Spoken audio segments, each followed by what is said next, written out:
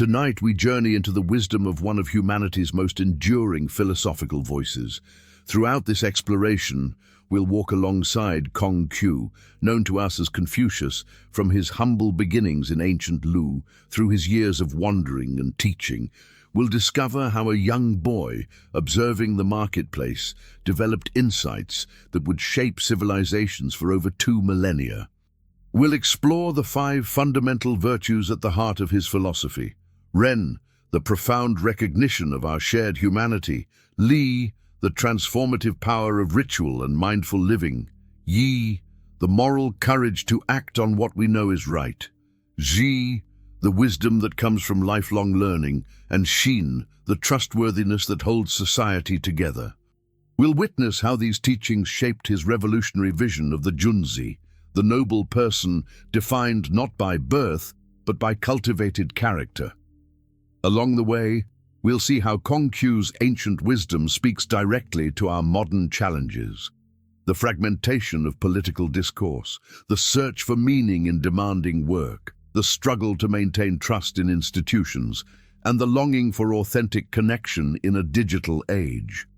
We'll discover how his insights about education, leadership, family, and moral cultivation offer us a gentle path through the chaos of contemporary life. This is not just a story of ancient China, but a journey into timeless questions about what it means to be fully human. Questions that matter as much today as they did 25 centuries ago. Before we dive in, please take a moment to like and subscribe. It really helps others discover these explorations of philosophy, and let us know in the comments which topics you'd like us to explore next. So let's now begin to trace one of the most profound philosophical journeys in human history. This is the story of how Confucius changed the world forever. In 551 BCE, in the small state of Lu, young Kong Qiu wandered through the market, observing the quiet struggle of ordinary people and feeling the stirrings of a life-defining question. Picture this scene with me. The ancient marketplace of Zhu, with its weathered stone paths and merchants calling out their wares. Through this bustling commerce, young Kong, who would later be known to us as Confucius, moved with quiet observation, his eyes catching not the colorful silks or precious metals, but the faces of the common folk. What he witnessed there would plant the seeds of humanity's most influential ethical philosophy. These were not the powerful rulers or wealthy merchants, but the farmers with calloused hands, the artisans bent over their crafts, the mothers haggling for grain to feed their children.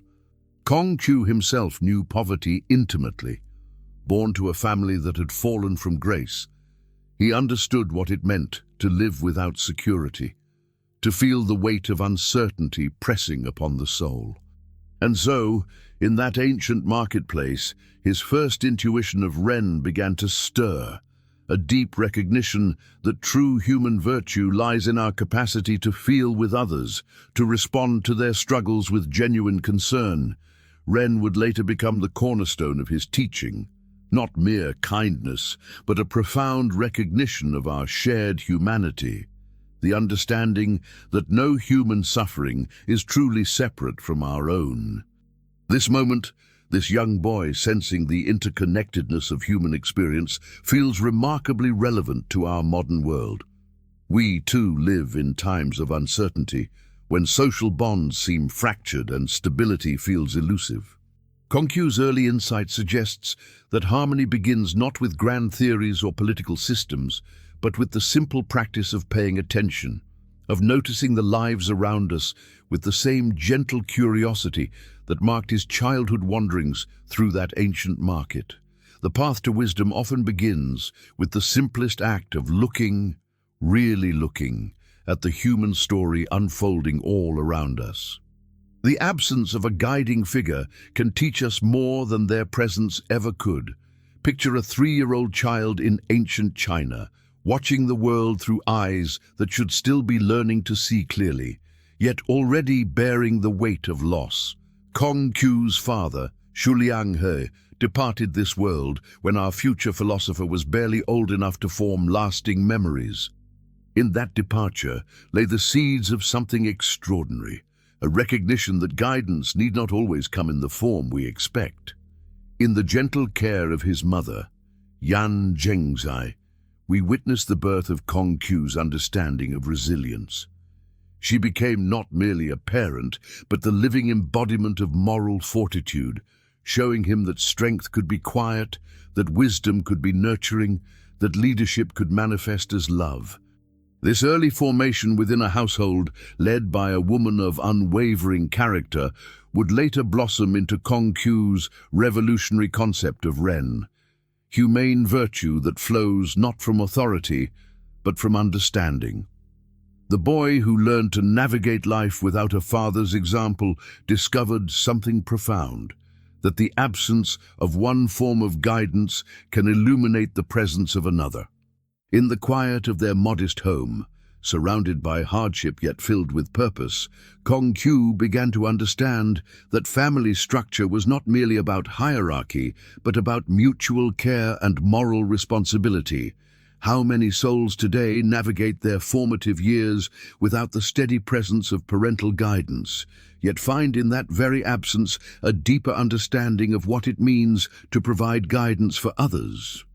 In our rapidly changing societies, where family structures evolve and traditional roles shift, Kong Qiu's childhood speaks directly to contemporary hearts.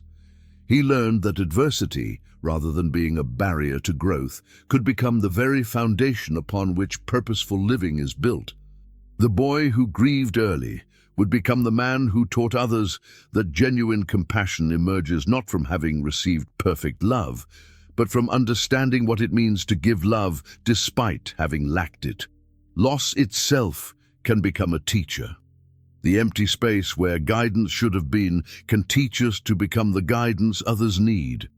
In Kong Qiu's case, childhood's greatest challenge would become his life's greatest gift to humanity, preparing him for something he could not yet imagine. In his teenage years in Lu, Kong Qiu took on humble jobs while secretly studying ancient rites that hinted at a forgotten harmony. The early morning light finds him arranging ceremonial vessels in a modest household, assisting at local rituals while his hands worked, but his mind absorbed the deeper patterns of sacred order. Here we witness the first stirrings of a profound insight that would transform not just his life, but the course of Chinese civilization itself. What makes this awakening so remarkable is how Kong Qiu understood that true wisdom cannot be separated from daily experience. While other scholars might have retreated to ivory towers or scholarly circles, young Kong Qiu discovered that the deepest truths reveal themselves through patient, mindful engagement with ordinary tasks. Whether he was caring for livestock, organizing materials, or helping with household duties, each moment became an opportunity to practice what he would later call the cultivation of virtue. He understood intuitively that ritual and ceremony were not empty formalities, but living expressions of harmonious relationship between human beings, between humanity and nature, between the individual and the cosmic order. This was revolutionary thinking in an age when knowledge was often considered the exclusive domain of the noble and scholarly classes. Kong Qiu's teenage discovery that virtue could be cultivated through humble work would later become central to his teaching, that every person, regardless of social position, has the capacity for moral growth through disciplined attention to their daily responsibilities. He was learning that ritual propriety, Ali, was not merely about elaborate ceremonies, but about bringing mindful awareness to every interaction, every task, every moment of human engagement. In our modern world, many of us face this same challenge: how to discover deeper purpose when life requires us to spend hours in routine, sometimes tedious, work. The ancient Chinese sage's solution offers profound guidance. Instead of viewing our daily tasks as obstacles to self-development, we can transform them into paths of mindful growth. Whether you're answering emails, caring for children, managing household tasks, or serving customers, Each moment offers the opportunity to practice presence, kindness, and conscious attention, to turn ordinary work into a form of spiritual cultivation. The young Kong Qiu discovered that virtue is not something we think about, but something we practice, one mindful moment at a time. Yet beyond the quiet rhythms of his personal cultivation, the world around young Kong Qiu was fragmenting. The spring and autumn period witnessed the collapse of old political norms and rising conflict among states. The great philosopher stood as a silent observer to the unraveling of the Zhou dynasty's moral fabric, where once revered ritual obligations gave way to the crude mathematics of power and territorial expansion. Around 770 BCE, when the Zhou capital moved eastward to Luoyang, the king's authority had already begun its steady decline. The regional lords, those powerful vassals who once paid homage to the Son of Heaven, now gathered in their own conferences, deciding matters of war and peace without consulting the throne. Kong Qiu saw this fragmentation not merely as political chaos, but as a profound spiritual crisis, a community that had lost its moral center, drifting like leaves in an autumn wind. This observation would prove foundational. In his contemplation of this tumultuous age, Kong Qiu came to understand that true political stability could never be built upon the shaky foundation of military might alone. The powerful vassals who proclaimed themselves hegemon through conquest were like mountains erected on sand, imposing in appearance, yet fundamentally unstable. He observed how states that relied solely on their armies found themselves in endless cycles of retaliation and counter-retaliation, each victory sowing the seeds of future defeat. The ancient rituals, the ceremonial obligations, the cultivation of virtue. These were not mere formalities, but the very architecture of social harmony. When rulers abandoned these moral foundations in favor of crude force, they created a world where every action invited counteraction, where every conquest bred resentment, where stability became as fleeting as morning mist. If Kong Qiu could witness our current age, he would recognize with sobering clarity the same patterns of fragmentation that plagued his own time. Our modern world echoes with the sound of broken consensus, where the bonds of shared moral understanding have frayed under the weight of partisan division. We see leaders who mistake volume for authority, who confuse aggression with strength, who believe that winning arguments constitutes governing wisely. The digital age has created new forms of chaos, echo chambers that reinforce existing prejudices, algorithms that profit from division, and communication channels that amplify the most extreme voices while drowning out thoughtful reflection. Just as the spring and autumn period saw the gradual erosion of legitimate authority, we witness today the rise of demagogues who promise simple solutions to complex problems, appealing to the very human desire for certainty in an uncertain world. Kong Qiu's wisdom offers us a gentle yet profound path forward, the cultivation of inner moral clarity as an antidote to external chaos. While we cannot control the turbulence of our political landscape, we can develop the discipline to examine our own motivations, to distinguish between righteous anger and mere prejudice, between genuine conviction and performative virtue. The ancient Chinese concept of self-cultivation becomes our meditation practice in a world of perpetual noise. Taking time each day to reflect on whether our actions align with our deepest values, whether our words build bridges or deepen divides. Like a mountain lake that remains calm despite the storms above, we can learn to maintain our moral equilibrium even as the world around us seems to spin increasingly out of control. This is not passive resignation, but active engagement with our own character, knowing that personal transformation is the foundation upon which all lasting social change must be built. It was precisely this chaos that drove Kong Qiu toward his life's calling. In an era when knowledge was guarded by aristocratic birthright, when virtue was believed to flow only through noble bloodlines, this extraordinary man dared to open his school to students regardless of their social standing. Imagine a small courtyard in ancient Lu, where a young teacher sits surrounded by disciples of every background, some born to wealth, others to poverty, some to scholarly families, others to merchant households.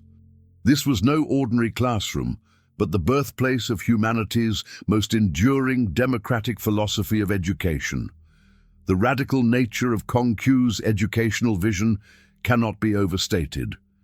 In the spring and autumn period of China, around 500 BCE, education was the exclusive domain of the aristocratic elite.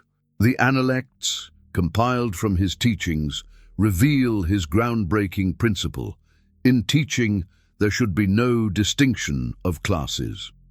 This wasn't merely about classroom access. It was a fundamental challenge to the social order itself.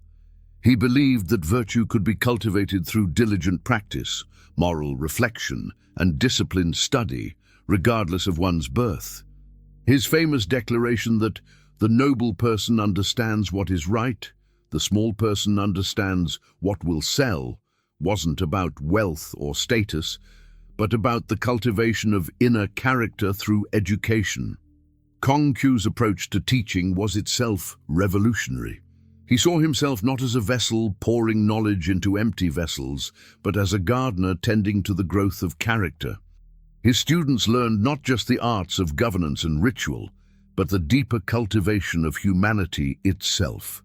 In an open-air courtyard, Kong Qiu guided students through questions rather than commands, understanding that education at its highest level is not the filling of minds, but the awakening of souls.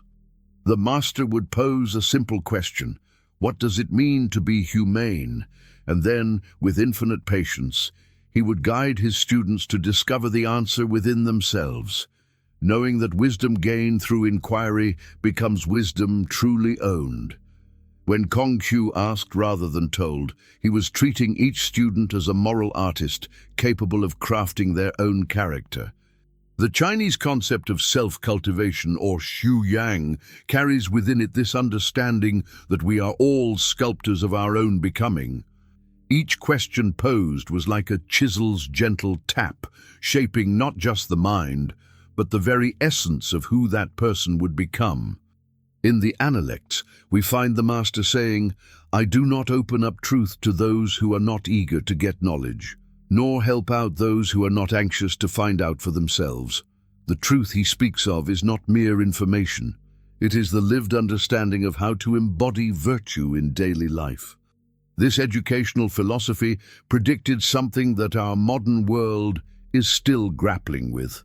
That true learning happens when we address the whole person, when education becomes a pathway to moral and spiritual development rather than merely technical competence.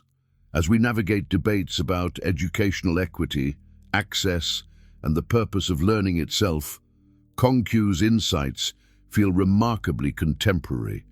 His vision of education as character formation beyond birthright speaks directly to our challenges with educational inequality, the digitization of learning, and the question of what knowledge truly matters. His teaching that the man who moves a mountain begins by carrying away single stones offers us a profound reminder that personal transformation, like educational growth, happens through consistent small steps rather than dramatic leaps. In embracing continuous learning regardless of our starting point, we honor not just our own potential, but the revolutionary spirit of the great teacher who first dared to believe that virtue could bloom in any soil. At the very heart of Kong Qiu's teaching beats Ren, the cornerstone upon which all human harmony rests. In the quiet depths of ancient wisdom, Ren emerges not as mere sentiment, but as something far more profound, the very essence of what makes us human. Like two streams converging into a single river, the character for Ren combines the symbols for person and two, suggesting that our humanity is found not in isolation, but in the sacred space between ourselves and others. Yet this is no casual connection. Ren demands of us something extraordinary, the disciplined cultivation of compassion until it becomes as natural as breathing, as certain as the sunrise. Consider how Kong Qiu spoke of Ren to his disciple Fan Qi. It is loving people. But love, in this context, is not the fleeting emotion that flickers like candlelight in the wind.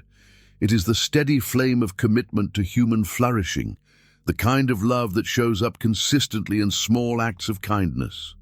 The master would walk past the market and observe how a merchant treated a difficult customer, how a parent corrected a child, how neighbors resolved their differences. In each interaction, he saw the opportunity for Ren to manifest. This was not passive goodness, but active cultivation, a deliberate choice to see others not as obstacles to our desires, but as fellow travelers on this shared journey of existence. Like a master craftsman shaping wood with infinite patience, Ren requires us to sculpt our nature through countless small decisions, to be trustworthy when it would be easier to lie, to be courageous when fear whispers retreat, to show compassion when judgment would be quicker and cleaner. The teenager who chooses kindness over cruelty in school hallways, the leader who admits error rather than clinging to pride, the neighbor who reaches out during times of grief. These are not extraordinary acts, but the daily practice of Ren in action. Kong Qiu taught that Ren could be achieved through proper ritual, but this ritual was not mere ceremony. It was the conscious structuring of our daily interactions so that they reflected our highest intentions. When we pause before speaking harsh words, when we choose patience with our children's imperfections, when we offer genuine listening to a friend in distress, we are practicing the ritual of Ren, weaving threads of humanity into the fabric of our shared existence. This brings us to Li, ritual propriety that serves as the visible expression of inner virtue. In the quiet halls of ancient Lu, Kong Qiu studied elaborate rituals that he believed encoded the wisdom of harmonious living. Li, translated as ritual propriety or ceremonial propriety, was far more than mere etiquette in Kong Qiu's understanding. It represented the fundamental architecture of moral life, a sacred framework that ordered both the cosmos and human consciousness. Through careful study of the ancient rites, Kong Qiu discovered that these ceremonies were not empty formalities, but living expressions of virtue that shaped the very structure of character itself. When we bow with sincere intention, when we treat our elders with reverent care, when we approach our work with ritual mindfulness, we are not simply following custom, we are actively constructing our moral selves, one intentional gesture at a time. Consider how ritual transforms the raw chaos of existence into meaningful pattern. Just as the ancient Chinese calendrical ceremonies marked the sacred rhythms of planting and harvest, our personal rituals create temporal landmarks that give structure to our days. Kong Qiu understood that when we eat mindfully, greeting our food with gratitude, we practice not just nutrition, but reverence for life's sustaining gifts. When we conclude our workday with a simple closing ceremony, pausing, reflecting, expressing appreciation, we transform mere labor into purposeful contribution. These small rituals become the moral architecture that holds our scattered impulses in harmonious arrangement. In our contemporary world of endless distraction and fractured attention, this ancient wisdom speaks with particular urgency. We find ourselves drowning in a sea of digital noise, our minds scattered across infinite possibilities, your hearts longing for grounding and meaning. Kong Qiu's Li offers us a path back to centeredness through intentional ritual. Perhaps your morning tea ceremony, pausing to appreciate the warmth, the aroma, the simple miracle of sustenance, becomes your daily practice of reverence. Maybe your evening reflection ritual, 3 breaths of gratitude before sleep, becomes your personal architecture of peace. These need not be elaborate ceremonies, but they must be intentional, conscious choices to approach ordinary moments with extraordinary awareness. Ritual, in Kong Qiu's understanding, becomes not constraint but freedom, not the constraining of spontaneity, but the creation of sacred space where our deepest humanity can unfold with grace and intention. Yet even with benevolence cultivated and ritual observed, Kong Qiu understood that virtue requires another essential quality: yi, the principle of moral courage, of righteous action. Knowledge without courage remains sterile, like a book that is never opened, a light that never illuminates the darkness. It represents that pivotal moment when understanding transforms into decisive action, when the noble heart beats with the rhythm of truth rather than the pulse of convenience. In Kong Qiu's framework, yi stands as one of the 5 fundamental virtues alongside ren, li, ji, wisdom, and xin, sincerity. But yi possesses a unique quality. It is the virtue that bridges thought and deed, the moral courage that transforms passive understanding into active righteousness. When Kong Qiu spoke of yi, he described it not merely as knowing right from wrong, but as having the strength of character to choose the right path even when it leads through difficulties, even when it demands personal sacrifice. Historical records show us Kong Qiu himself embodying this principle throughout his journeys between states, when he refused positions that would compromise his principles, when he chose exile over compromise, when he maintained his teachings despite political persecution. His disciples witnessed how yi manifested as an inner compass that guided decisions not by calculating consequences, but by following the deeper current of moral truth. This wasn't reckless bravery, but rather a cultivated strength that comes from aligning one's actions with the cosmic order that Kong Qiu called Tian. Consider the leader who must choose between profit and principle, the whistleblower who risks everything to reveal truth, the ordinary person who chooses honesty despite social pressure. Yi calls us to that moment of decision where we must ask ourselves, will we be spectators to injustice or participants in righteousness? Kong Qiu understood that character is not revealed in comfortable moments, but in these crucible instances where moral courage is tested. Yi transforms knowledge into virtue not through grand gestures, but through the daily choice to act according to what we know to be right, even when no one is watching, even when the path is difficult. In this understanding, moral courage becomes not an exception to our nature, but its highest expression, the courage to be fully human, to let our inner light guide our steps toward what is just and true.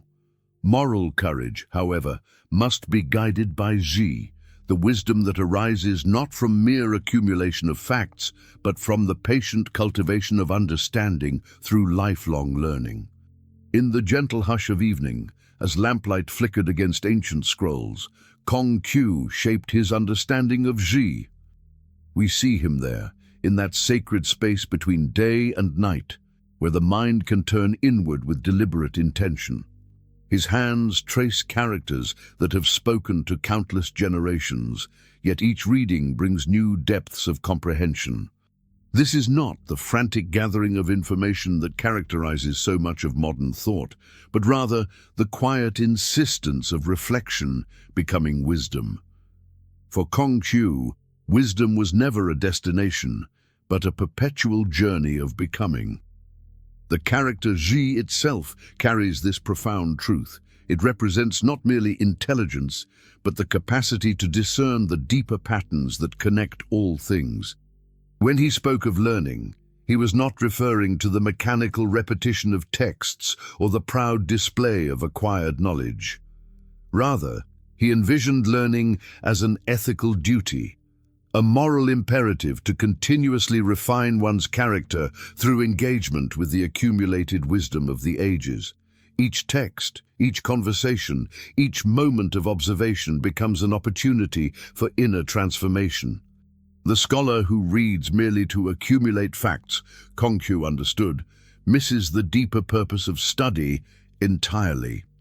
True learning requires the humility to recognize that every text, every teacher, every experience contains lessons that can deepen our understanding of what it means to be human.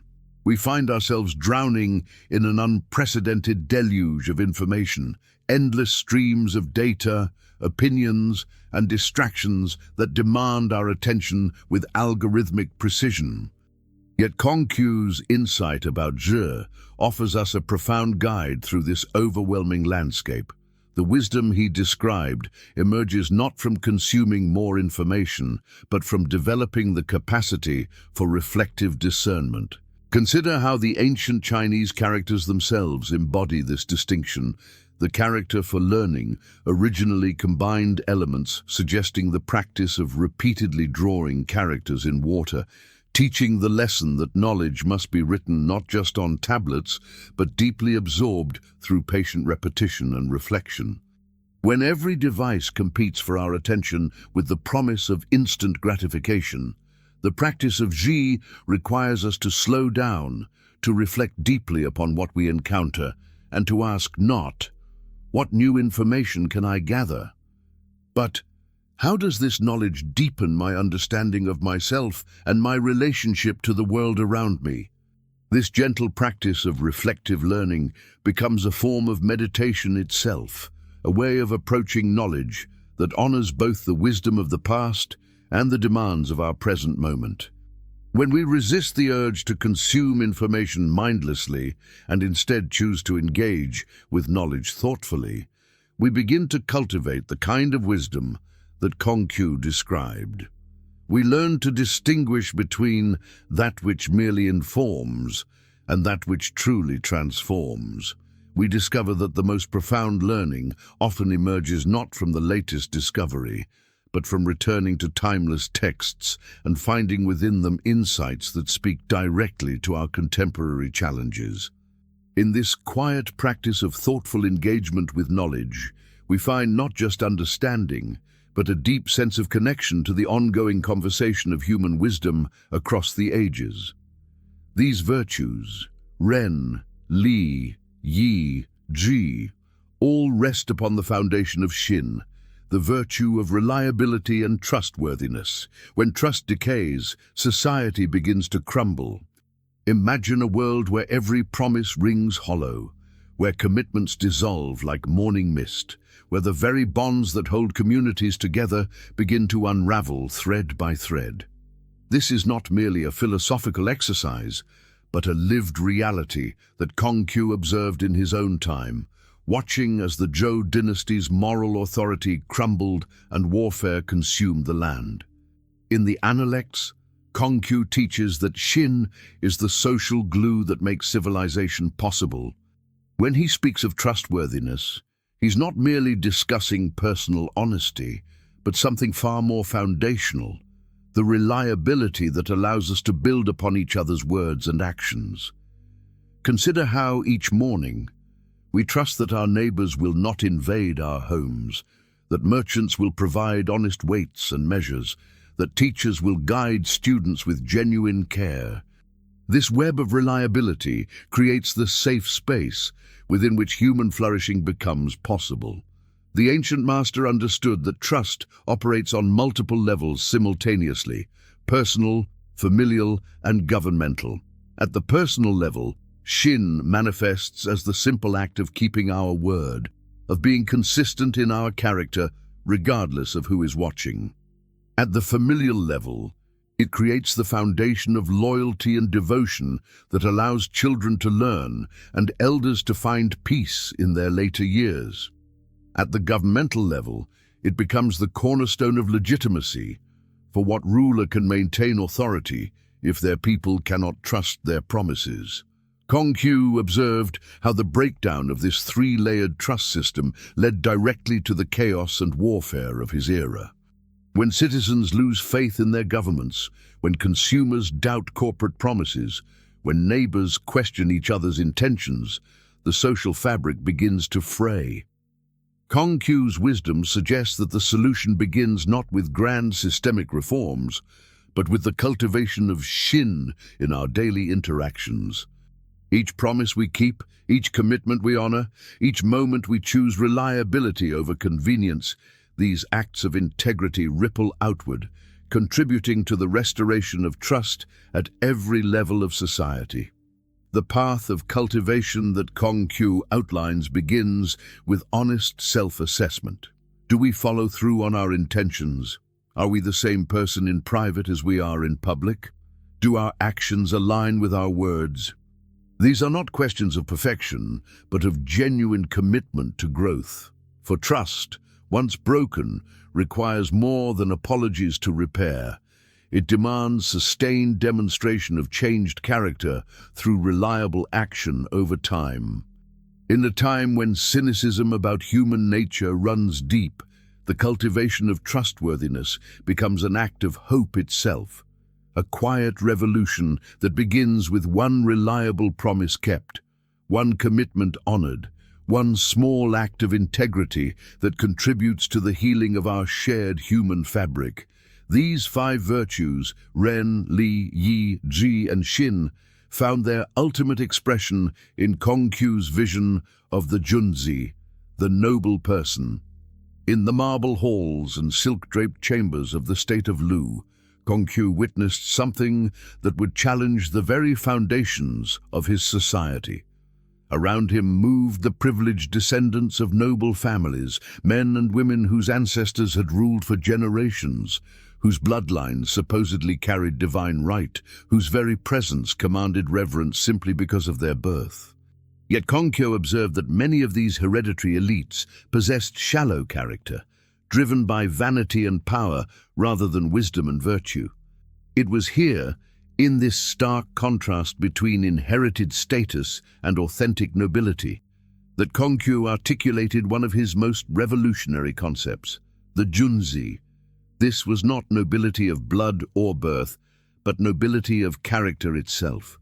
The Junzi was someone who had cultivated virtue through disciplined practice, who lived in harmony with ethical principles, who embodied the very best of what humanity could become through conscious moral development. In Kong Qiu's vision, the true measure of a person lay not in the circumstances of their birth, but in the quality of their daily choices, the integrity of their character, and their commitment to lifting others through example rather than domination. The radical nature of this redefinition cannot be overstated. In a world where social hierarchy seemed as fixed as the stars, Kong Qiu declared that nobility was accessible to anyone willing to undertake the hard work of character development. The Junzi was not born but made, through mindful practice, through ethical discipline, through the cultivation of Ren, benevolence, and Wi, righteousness. While hereditary nobles squabbled over power and privilege, Kong Qiu pointed to individuals whose conduct revealed true nobility, perhaps a humble official who served faithfully despite corruption around them, or a teacher who guided students with patience and wisdom rather than demanding blind obedience. These were the true aristocrats of the human spirit. The Junzi embodied what Kong Qiu called rectification of names, ensuring that words matched reality. A ruler who ruled through virtue rather than fear was truly noble, while a hereditary noble who abused their position had lost any legitimate claim to elevated status. This was intellectual revolution disguised as moral teaching.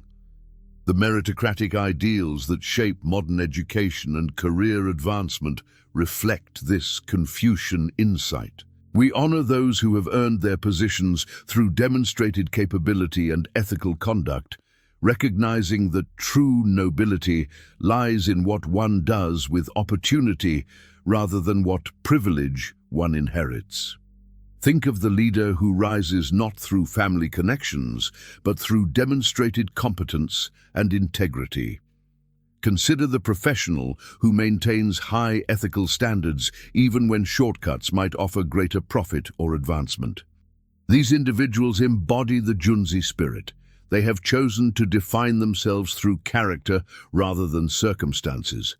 Yet the challenge remains as relevant today as it was in the courts of Lu. In our age of social media and performative virtue, we must ask ourselves, are we cultivating authentic nobility of character or simply projecting an image of nobility? Kong Qiu's Junzi was defined not by public presentation, but by private integrity, the quality of choices made when no one was watching, the consistency between stated values and daily actions. For each of us, the path of the Junzi begins with a simple but profound question. How can I align my actions more closely with my deepest values?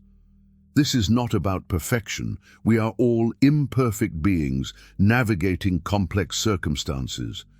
Rather, it's about the continuous cultivation of character through conscious choice. Notice the moments when your actions match your principles and celebrate those victories. Recognize the times when they diverge, not with harsh judgment, but with honest recognition and renewed commitment to growth. The Junzi path is walked one step at a time, one ethical choice at a time.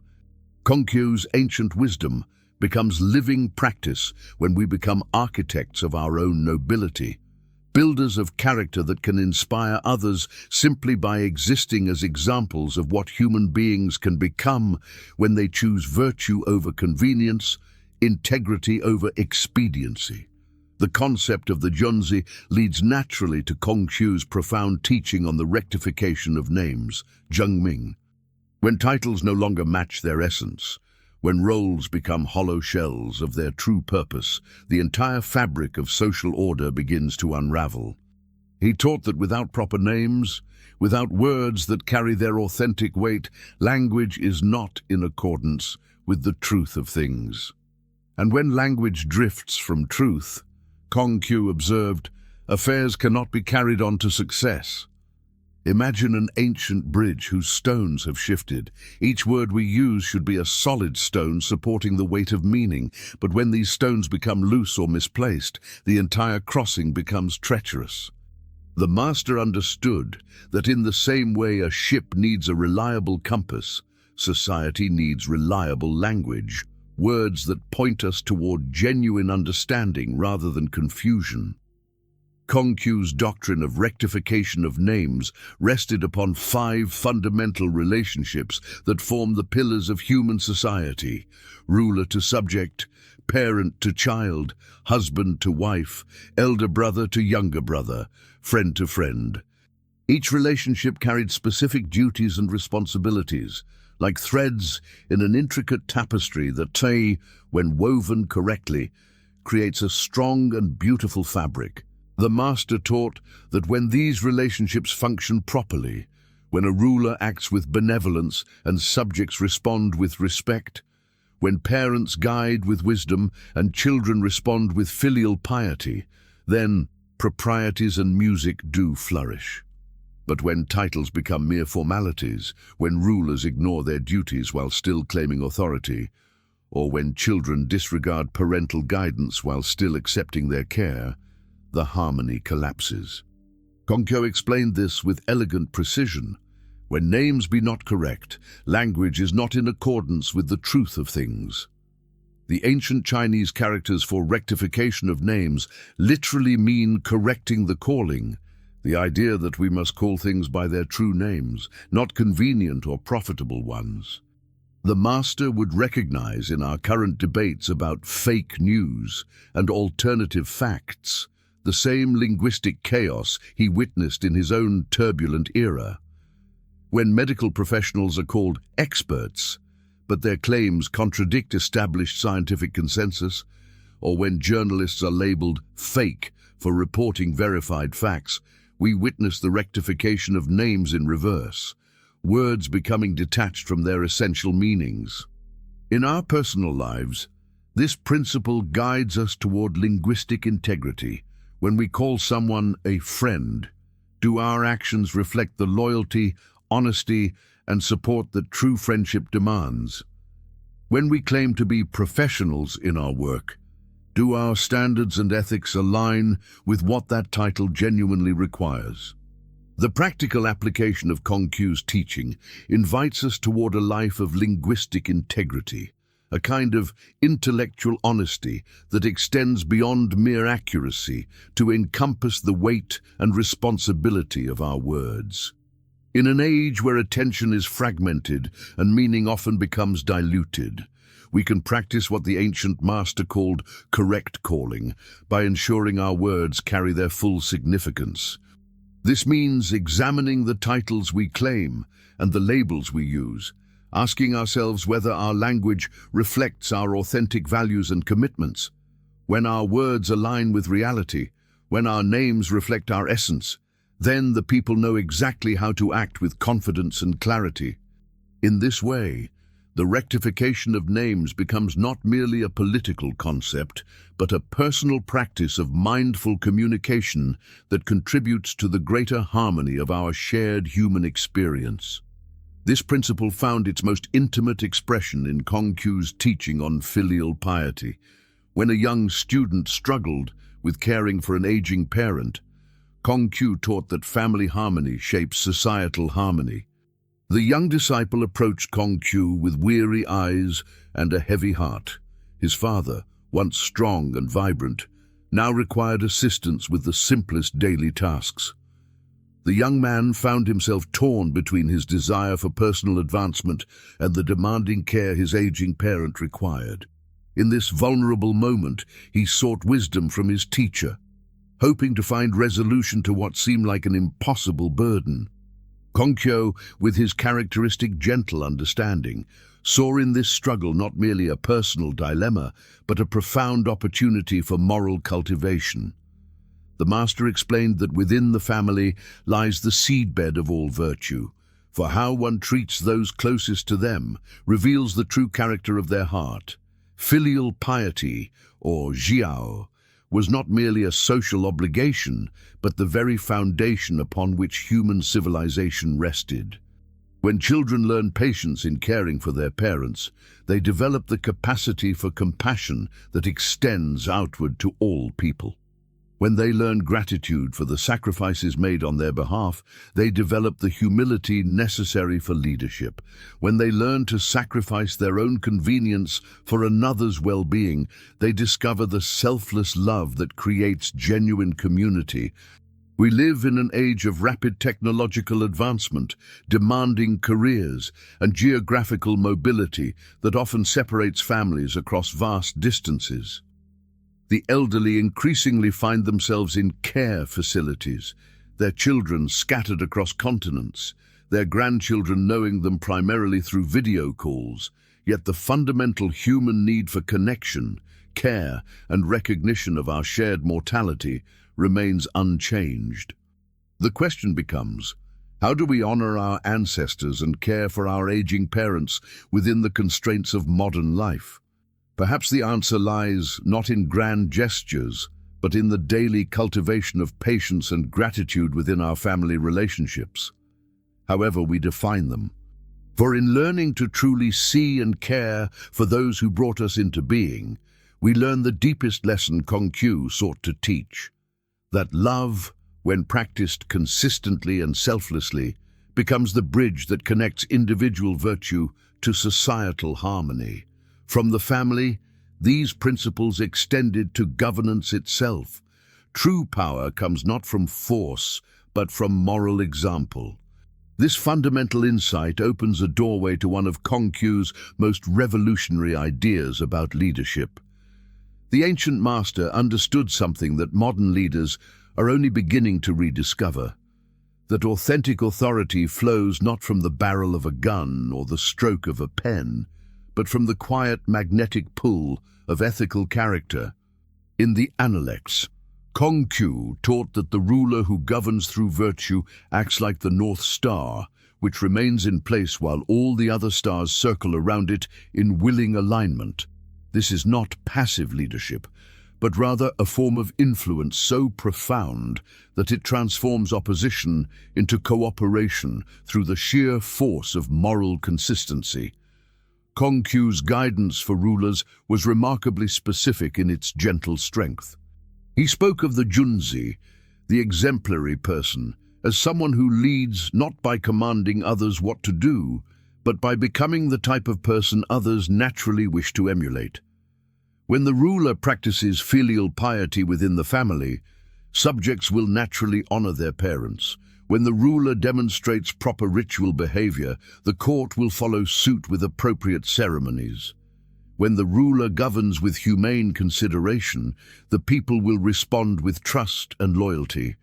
This ripple effect of virtue extends far beyond the palace walls, creating a society where moral example becomes the foundation of social order.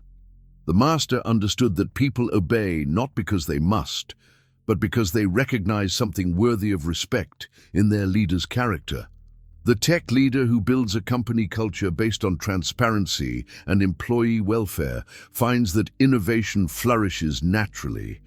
The community organizer who demonstrates personal integrity attracts followers through authentic action rather than charismatic rhetoric.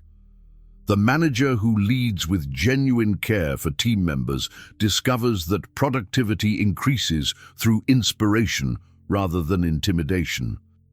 Modern neuroscience now confirms what Kong Qiu intuited. Humans are wired to respond to trustworthy leadership, and authentic moral behavior activates mirror neurons that encourage others to embody similar virtues. This creates what contemporary researchers call ethical contagion, where moral leadership spreads through organizations and communities. For each of us, regardless of our formal position, Kong Qiu's teaching offers a practical path to more meaningful influence. We can begin by examining the small domains where we already hold authority: our families, our friendships, our workplaces, our communities. Instead of focusing on what others should do differently, we ask ourselves, what would it mean for me to lead through moral example in this context? How might I embody the values I wish to see reflected in others? The master taught that true leadership begins with self-cultivation, with becoming the person whose character naturally inspires others to grow. This is not about perfection, but about consistency between our inner values and outer actions.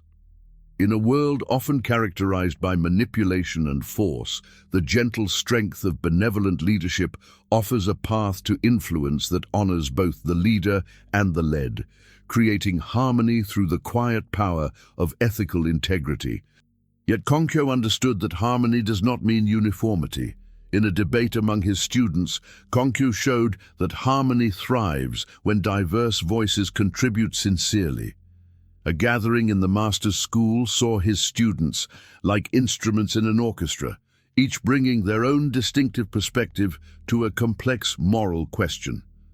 Some spoke with the careful precision of Zixia, weighing each word like precious stones.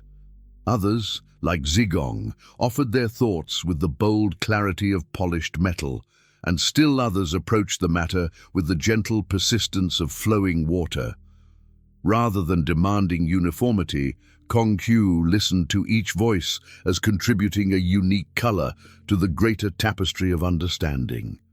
This was not harmony through suppression, but harmony through the generous recognition that truth, like a multifaceted jewel, reveals different brilliance to each eye that beholds it.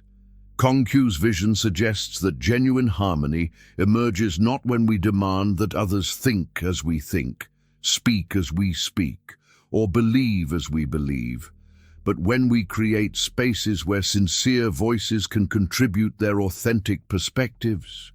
Consider the modern workplace, the community meeting, or even the family dinner table, where diverse viewpoints create the conditions for richer understanding.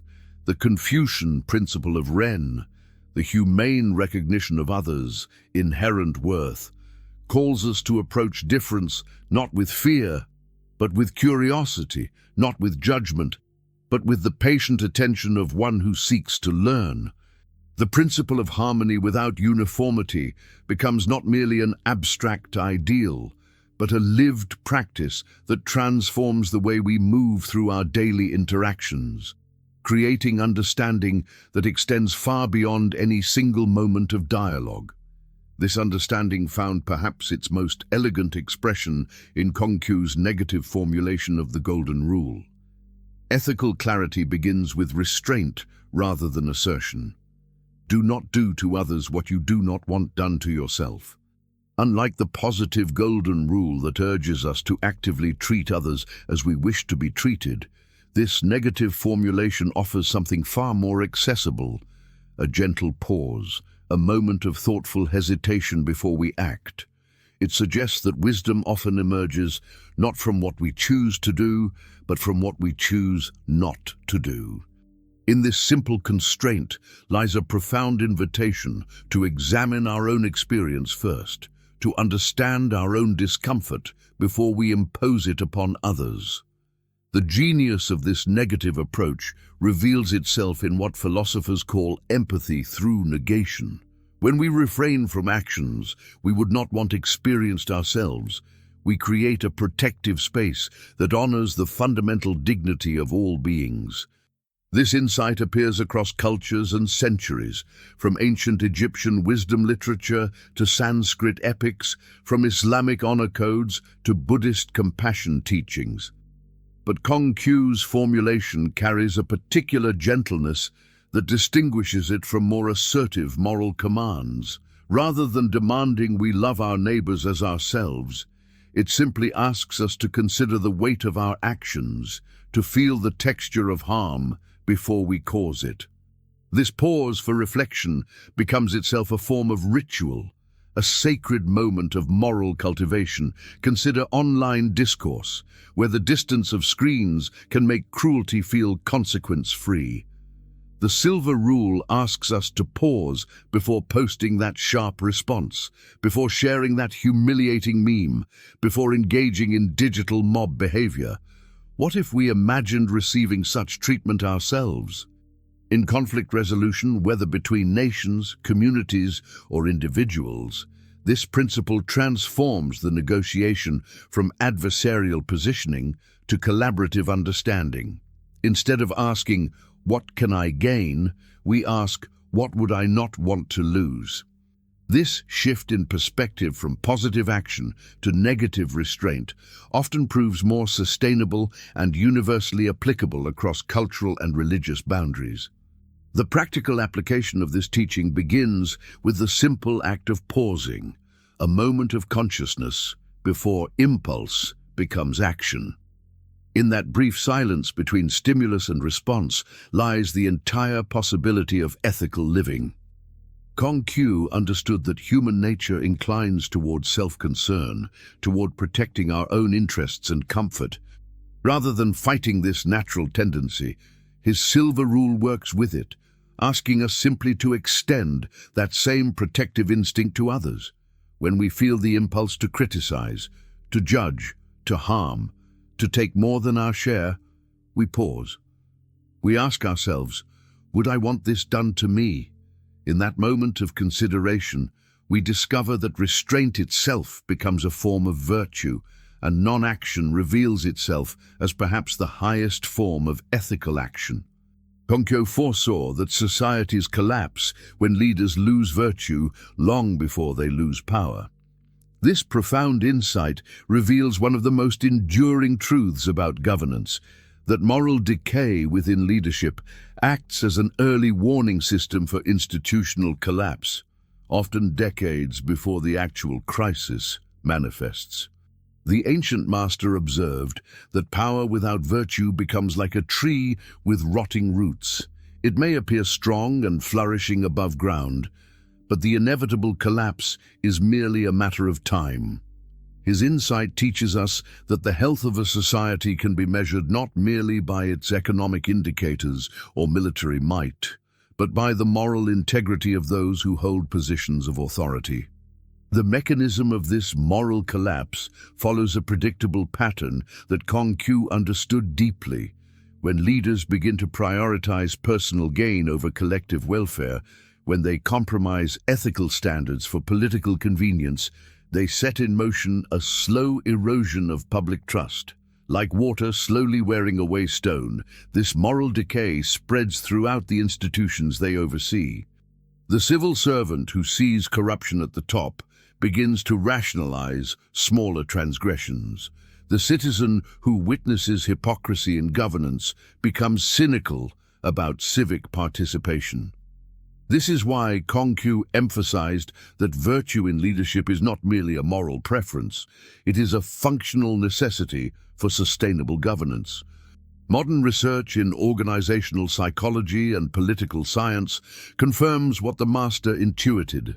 Institutions built on shaky moral foundations cannot maintain long-term stability regardless of their structural sophistication. International anti-corruption movements have gained momentum, recognizing that economic development without ethical governance creates brittle prosperity that crumbles under pressure. The master would have understood why transparency initiatives, whistleblower protections, and ethical leadership training have become central to modern governance reform. These are practical applications of his fundamental principle that virtue must precede and sustain power. In your own daily life, you encounter this wisdom through choices about civic participation, consumer awareness, and community engagement.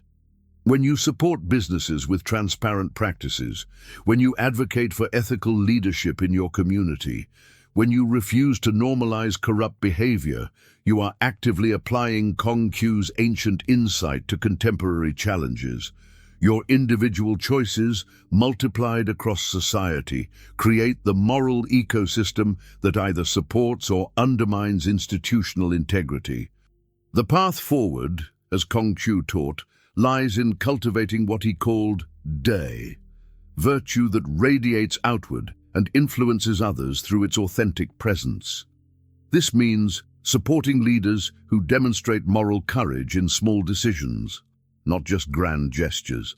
It means recognizing that ethical governance emerges from ethical communities, and ethical communities emerge from individuals who refuse to compromise their principles for convenience. The Master's wisdom reminds us that we are not merely observers of governance, but active participants in creating the moral climate that either sustains or undermines our institutions. The future of our societies depends not on complex political solutions, but on the simple, profound commitment to virtue that Kong Qiu recognized as the foundation of all lasting harmony. The proof of Kong Qiu's profound influence lies in how his philosophical vision became the hidden architecture of entire civilizations. Cultural norms can encode philosophical concepts until they become the very texture of daily life. Walk through Seoul today, or Shanghai, or Tokyo, and you'll encounter patterns of family obligation, educational aspiration, and social responsibility that Kong Qiu articulated 25 centuries ago. These aren't merely historical remnants, they are living proof of how philosophical wisdom can shape the collective soul of peoples. In contemporary East Asian households, we still see the ritual respect for elders, the expectation of filial duty, the careful attention to family reputation and harmony. The Confucian emphasis on wen, cultural refinement through education, manifests today in the extraordinary educational investments that East Asian families make, the reverence for scholarly achievement, the belief that personal cultivation serves not just individual advancement but family honor. These patterns show how deeply Kong Qiu's vision of moral development through disciplined learning became embedded in cultural DNA. In governance and social organization, the Confucian echo becomes even more pronounced. The ideal of the scholar official, the wise leader who serves through moral example rather than raw power, influences contemporary East Asian approaches to leadership and authority. We see this in the emphasis on consensus building, the expectation that those in positions of responsibility should embody virtue, the belief that social harmony requires leaders who cultivate their own character before attempting to guide others. The Confucian work ethic, with its fusion of personal discipline and communal responsibility, has been credited by scholars as a significant factor in the remarkable economic development of East Asian societies. Kong Qiu's insights help us understand how societies can balance individual cultivation with communal obligation. Examine the traditions you've inherited, the values that guide your family and community. Notice how philosophical ideas about virtue, harmony, and responsibility have shaped the patterns of your daily life. Sometimes the most profound influences are the ones we barely notice, like the air we breathe. They become invisible through their very completeness. Yet Kong Qiu's influence extends far beyond East Asia. A teacher who lived 2,500 years ago in a small corner of ancient China somehow planted ideas that would eventually blossom into conversations spanning every continent, every culture, every corner of our interconnected world. How did this happen? The answer lies not in accident, but in the timeless nature of the questions Confucius dared to ask. He wondered what it meant to be fully human. He contemplated how we might live together with dignity and mutual respect. He explored the delicate balance between individual cultivation and collective responsibility. These are not Chinese questions alone. They are human questions. And because they touch something universal in the human experience, his answers continue to resonate across boundaries of language, geography, and time. In the 20th century, a remarkable movement emerged called New Confucianism. It began during China's tumultuous May 4th movement of 1919, when many intellectuals rejected traditional thought as backward and unscientific. Yet even in this moment of iconoclasm, certain scholars recognized that Confucian wisdom contained treasures too precious to discard. Zhongxili, drawing from both Buddhist insights and the teachings of Wang Yangming, developed a new metaphysical framework that could stand alongside Western philosophy. His students, including Tang Junyi, Mu Zongsan, and Xu Fuguan, carried this torch forward after 1949, establishing New Asia College in Hong Kong as a beacon of Confucian learning. Mu Zongsan made a fascinating observation. He argued that Immanuel Kant, the great German philosopher, was in many ways a Western Confucius. Both thinkers emphasized moral autonomy, the dignity of human beings, and the importance of ethical cultivation. This comparison opened doors between Eastern and Western thought that had long remained closed, revealing that these seemingly separate traditions were asking remarkably similar questions about human flourishing. One of the most influential voices in bringing Confucian thought to the global stage has been Tu Weiming, a scholar who spent decades at Harvard University bridging civilizations through dialogue. In 2001, United Nations Secretary-General Kofi Annan appointed Tu to a special group of eminent persons tasked with facilitating dialogue among civilizations. Confucian wisdom was being called upon to help heal divisions in our fractured modern world. Tu proposed that Confucianism has seen three great epochs: the classical teachings of Confucius himself, the Neo-Confucian revival of the Song and Ming dynasties, and now a third wave adapted for our global age.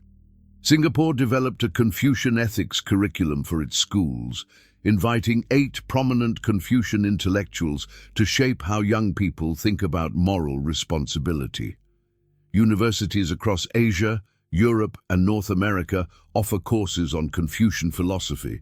Business leaders study the Analects for insights into ethical leadership and harmonious management. This is not nostalgia for the past. It is recognition that ancient wisdom still speaks to contemporary challenges like environmental degradation, political polarization, and the search for meaning in a technological age. Perhaps this is an invitation to become a student of cross-cultural wisdom yourself. You need not choose between traditions. You might find, as so many have, that reading the Analects alongside Aristotle's Ethics, or contemplating Ren alongside Christian notions of love, enriches rather than confuses your understanding. The great insight of new Confucianism is that wisdom recognizes wisdom, regardless of its cultural clothing. When Confucius spoke of cultivating virtue through daily practice, he was not speaking only to ancient Chinese nobles. He was speaking to anyone who wishes to become more fully human. Every time you practice patience with another person, every time you honor a commitment, every time you extend compassion to someone different from yourself, you participate in that ancient dialogue between civilizations. You become a living bridge between past and future, between East and West, between the timeless wisdom of the sages and the pressing needs of our present moment. The path to peace begins with a single virtuous act. Throughout our journey together, we have explored the intricate teachings of Kong Qiu, his emphasis on Ren, the cultivation of humanity within us, Li, the transformative power of ritual and proper conduct, Yi, the courage of righteous action, Zhi, the wisdom of continuous learning, Xin, the foundation of trust, and the profound responsibility of leadership in creating moral harmony. But now, in this quiet moment of reflection, we discover something even more beautiful: how these seemingly separate virtues converge into a single, luminous path toward peace. Virtue operates not through grand gestures or dramatic transformations, but through the quiet persistence of consistent goodness. Each morning when we choose kindness over indifference, each moment when we respond with patience rather than irritation, each instance when we choose truth over convenience, these accumulate like gentle rain nourishing a garden. The ancient master understood that character is not built through heroic acts, but through the steady cultivation of small, virtuous choices that align our inner nature with the harmony of the cosmic order. This wisdom resonates deeply in our contemporary world, where we witness the growing movement toward ethical minimalism and conscious well-being practices. Modern research in positive psychology confirms what Kong Qiu intuited centuries ago, that cultivating specific virtues, gratitude, compassion, integrity, creates not only personal flourishing, but positive change throughout our communities. Whether through the practice of mindful attention, the cultivation of meaningful relationships, or the conscious choice to live with integrity, we find that the ancient path remains remarkably relevant to our modern quest for fulfillment and peace. Choose one virtue to embody daily. Perhaps it is the virtue of sincerity, speaking and acting with authentic intention. Or perhaps it is the virtue of respect, honoring the dignity in every person you encounter. Or maybe it is the virtue of perseverance, maintaining your highest intentions even when circumstances become challenging. As this gentle path unfolds, you will discover that virtue, like a single candle lighting other candles, creates an illumination that extends far beyond what you can see, bringing harmony not only to your own life, but to the greater tapestry of human experience. In reflecting on his wandering years, Kong Qiu reminds us that harmony is built, not found. This profound insight, born from decades of political exile and spiritual searching, reveals something essential about the human condition: that peace is not a destination we stumble upon, but a structure we consciously construct, day by deliberate day. The wandering years, the 14 long seasons of displacement from his beloved Lu, traveling from court to court with little more than his teachings and his conviction, these years taught Kong Qiu that harmony begins not in the world around us, but within the quiet architecture of our own hearts and minds. He discovered that when we create order within ourselves, that inner harmony naturally extends outward, touching every relationship, every decision, every moment of our daily existence. This understanding found unexpected echoes in our contemporary age of digital overwhelm and constant connectivity. We live in a world that seems designed to scatter our attention and fragment our peace. Every notification, every breaking news alert, every social media update pulls us away from the centered place where wisdom resides. The ancient Chinese character for peace or harmony originally meant grain being offered at table, suggesting that harmony comes not from accumulation but from mindful arrangement, from the deliberate ordering of what we allow into our lives. Kong Qiu understood that in times of chaos, the wisest response is not to control the external circumstances, but to strengthen the internal foundations upon which we stand. Like a skilled craftsman who, even when the workshop shakes, continues working with steady hands because his tools are organized and his techniques are practiced. When we find ourselves overwhelmed by the relentless pace of modern life, when anxiety rises and uncertainty clouds our vision, the Confucian path suggests returning to the fundamental practice of cultivation. This is not about escaping reality, but about developing the inner stability that allows us to engage with reality skillfully. Just as Kong Qiu, during his wandering years, maintained his moral compass regardless of external circumstances, we too can cultivate an inner sanctuary, a place of centered peace that remains undisturbed by the storm of constant change around us.